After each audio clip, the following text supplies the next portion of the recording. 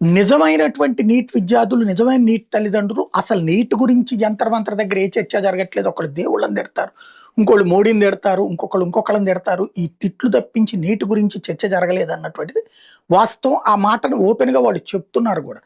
Neat పరీక్షలకు prepare అయ్యేటటువంటి వాళ్ళు 4 ఏళ్ళైనా 5 ఏళ్ళైనా అదే పరీక్షకు ప్రిపేర్ అవ్వాల్సి వస్తుంది. ఎందుకంటే 10th మ్యాథ్స్ వదిలేస్తే ఆ తర్వాత ఏ కోర్స్ చదవాలో తెలియని పరిస్థితి ఉంది.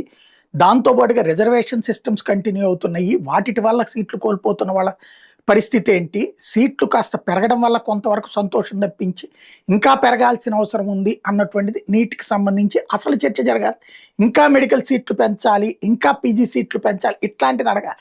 అది పోయి చివరికి ధర్మేంద్ర ప్రధాన్ రాజీనామా చేస్తే మారిపోతుంది, లేకపోతే ఇంకోటి చేస్తే మారిపోతుంది అన్నటువంటి వేళ 17 సంవత్సరాల నీట్ విద్యార్థి ఋషి మెహ్రా నేను ఇంటికి తిరిగి వెళ్ళిపోతున్నానని చెప్పింది. ఇక నిజాయితీగా నిరసన చేస్తున్న ప్రతి విద్యార్థి చుట్టూ అక్షరాల 5 గుండాలు ఉంటున్నారు. మేము ఇంతకుముందు ఢిల్లీ పోలీస్ అధికారిని కలిసి ఆయనకి చాక్లెట్లు కూడా ఇచ్చాం. ఏదైనా సమస్య వస్తే నన్ను సంప్రదించండి అని ఆయన మాతో చెప్పారు.